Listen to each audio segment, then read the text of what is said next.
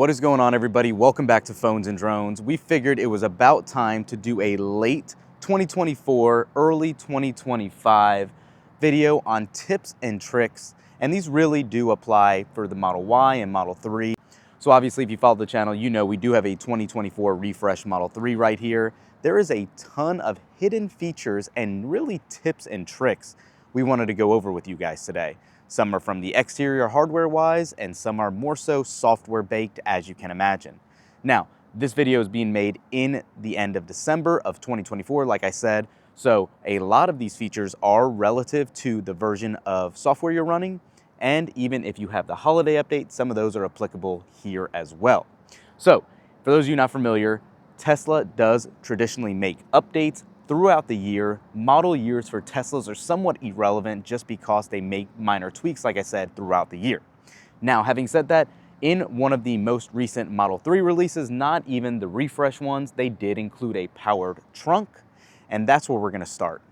So as you can see, the tailgate is open in the Model 3, and what you'll know is you have a traditional closed trunk button, and this will by default raise to the highest position.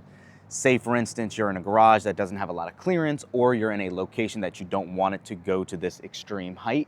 What you can actually do is give it a little force to push down a little bit, and say this is where you want it to get to. You can press the trunk button for a few seconds, and it will give you an audible chime. Hopefully you guys heard that.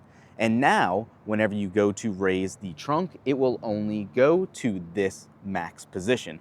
Really good to have if you're ever worried about this hitting the roof somewhere. With this feature, you do not have to worry about that. So the next one is an easy one, and it's in relation to the charging port. So we all know you go to a supercharger, you press the button on the handle, and your charging door will open. There's another way to do this in addition from the software interface as well on your screen, and that is simply coming right up to it and pressing near the bottom. That will actually open it up for you as well. So if for some reason the remote isn't working or you don't want to go inside and do that, you can always touch it. It will auto close on its own, or you can tap right back and give it a little force and it'll close that way as well. Just an extra tip, if you don't want to wait to get the supercharger, tap it and bring it over. This kind of saves a couple seconds, at least to us personally. That's my go-to way of opening the charging door. The next one, all of you guys know who own a Tesla, everyone wants to go for the manual release here to actually open the doors instead of pressing that button. Well, the manual release isn't the same on the back. When you go to the back seats, you'll see there actually is not that extra handle. You simply have your door press button. Well, if you actually needed to get into that, the manual release is down here, right in that little square cubby, and if you use that fingerprint and lift that up, you can see you actually have this yellow cord, and all you need to do is pull that, and that is your manual release. I'm not sure why Tesla decided not to put a manual one on the handle here, but it's as simple as that, and you can just tuck that back in when you're not using it, and you're good to go on that front. You will very, very rarely need to use that, since Teslas very rarely lose full power, but it is something good to know just in case. And that does apply for the back driver side and back passenger side as well. So now let's hop in software-wise in the vehicle. And one of the most unique things about an electric car in general is the gear shifters and how different they work. You don't have to be completely stopped to shift gears. You can go about 5 or 6 or 7 miles an hour, and you can automatically switch from drive to reverse. Out of the box, Tesla allows you to basically put your foot on the brake, and you will gain this little swiper here to go forward or reverse. If you want to actually take advantage of a new feature that they came out with a couple of generations ago, it is called Auto Shift at a Park. The Model X and Model S, those refreshes, as well as the Model 3, now have that feature as well, and I'm assuming the Model Y will here shortly also. But if you go into Settings and Dynamics, you can see you have an option for Auto Shift Beta there.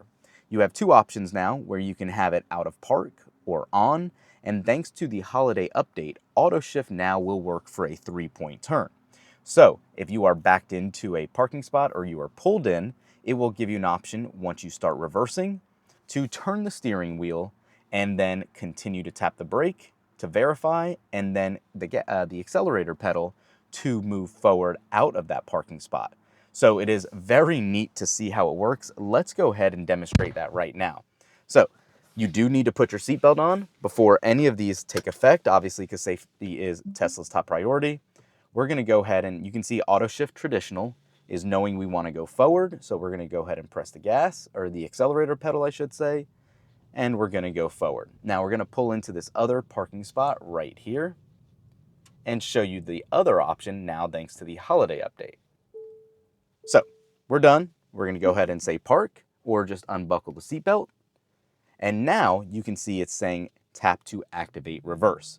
So we're going to go ahead and again tap the brake pedal, and you can see it pulled up reverse, signaling down below here what direction we're going. And once we do this, you'll see a new logo pop on the screen on the top left side here that should signal. Let's try this again. So we're going to go ahead and park, put our seatbelt back on.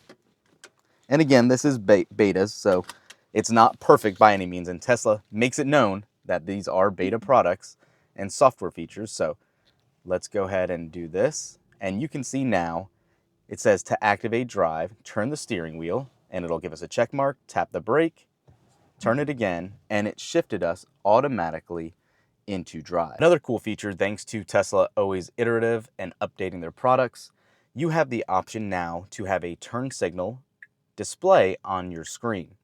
And not only is this a fun feature, but if you do not like the location, you can actually drag it around to other spots that you might like it to be in. And this does work for any screen you're in. So you can see again, you can move it up, down, or over. So if you don't like it over your vehicle in the left side, I personally do, I like it right here, you can actually relocate it. Very cool. It's just a little thing to have, but I definitely like it. One thing a lot of people also don't know is how to change quickly from battery percent to miles. So longtime Tesla drivers or EV drivers in general know keeping it on percentage is the best way we do to avoid range anxiety. But if you like to see your miles, you can actually now just tap on the percentage and it will show you total miles. So we just went from 322 miles to 97%, and it does save to your profile each time you do it. And if you missed it right there, we'll show you again, it is saving, and now it did just save. We're gonna go ahead and toggle right back to percentage because again, I feel like that is the best way to do it. The next option is the scroll wheel. So the left scroll wheel does allow for multi-functions here. If you actually, and for some reason it's under display, but if you go under display and scroll down, you can see you have a scroll wheel function. And by long pressing the scroll wheel, this will give you quick access to whatever option you have selected here. So by default, a standard click is all media controls, but if you have this long press enabled, what it'll do, and I'll go ahead and actually go back to that screen for you, it'll allow you to adjust whatever you have selected. So if you watch down below here, we will long press it. Now we have the option to control our temperature, control exactly what it is. You can actually press left on here to give you a list of what that function is, and you can kind of change it as you would like, from save dash cam to acceleration mode to steering wheel heat, defrost, dome lights, open the glove box, save dash cam, brightness, fold mirrors, fan speed, temperature, or none, kind of like what we were just talking about. We leave it at temperature, you press in to select, and you are good to go there. I don't use it too often, quite honestly, simply because I forget about it, but it is nice to see. Another good software feature is the scheduling aspect, and this has really updated over time and became really useful. So you can have this based on your current location or home or work or whatever you'd like, and you can now precondition or charge scheduled as you'd like. So if you only want it to say charge for certain hours or days of the week, you can do that right from this menu, or you can go to precondition as well and do that the exact same way. It's very helpful if you want to avoid sometimes local utility companies offer charging incentives. In JEA, who we have, if you charge after hours or off hours, this will actually allow you to save money from that. Another new feature that's actually in the service menu is the ability to see camera visibility now. That is in a new setting from the holiday update, or you can do any of your other camera calibrations, adjust your headlights, look at car wash mode if you'd like to use it that way as well, or you can actually see your camera preview, and that's what I want to talk about here. So if you tap camera preview, the live stream will start automatically in about 5 seconds, and you can see everything from the interior camera, from what we're recording now, to your main front camera, the wide angle, the left door pillar, left fender, right door pillar, right fender, or rear view. So this is nice to see, especially I would imagine in the wintertime if you live somewhere cold and you don't know if your camera might be obstructed. We know Autopilot does not like that, or FSD does not like that. So this will help you know that your cameras are good to go before you actually go. So pretty neat to see there as well. Next is actually under Bluetooth, and again, this is kind of something newer as well. You can now reduce fan speed on calls. So if you have a Bluetooth device connected, you are able to go into the settings and actually have it reduce the fan speed if your AC is playing or the HVAC system is running. That way you get a clear call and the sound of the fan isn't blowing in the mics and causing somewhat of a distraction. Another new change here as well that came in a recent update is weather. Not only can you see your weather, but if you tap it, you can get a much more thorough breakdown hourly of what that weather will be, including the chance of rain, humidity, wind, UV index, and air quality index as well. What's really cool too is, again, in the holiday update that just came out, if you actually tap your screen, you can actually get a whole radar map and see what's going on. And you can see there's a big storm obviously offshore Florida right now, but it's nice to say, for instance, you're driving to Orlando to see what the weather would be like in that area even before you arrive. So that is very nice to see as well. Another beneficial feature is in Dynamics now, and this is good to have when you have a full battery. So we are almost at 97%, much higher capacity than what you would be used to, and regen braking technically does not work like it did because there's nowhere to store that extra energy. What Tesla has added is this ability to apply the brakes itself when regen braking is not limited, and if you click on the information bubble, you can see exactly what it says. And this relates to regen braking is limited when your battery is cold or close to 100%, and this will allow basically the same driving habits and the same one-pedal driving that you're used to when you have a lower battery percentage as you do when you're full, so you don't have to use your brake pedal as much as you might have needed to. Another fun feature is, and again, this really applies to the S, X, and now Model 3, and again, Model Y in the near future. You can control your rear display here. Fun fact, you can also go into settings here and add a Bluetooth device right here. The car can then split your audio channels, into two, and whatever the person in the rear seat is listening to won't affect what your driver, and if you have a passenger up front, are listening to. So it's nice that you can have separate channels of audio.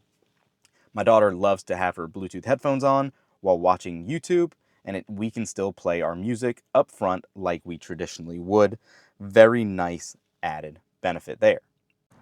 So next up is Summon. You've probably heard about this. It's been in beta for what feels like ever, but it has slowly gotten better over time.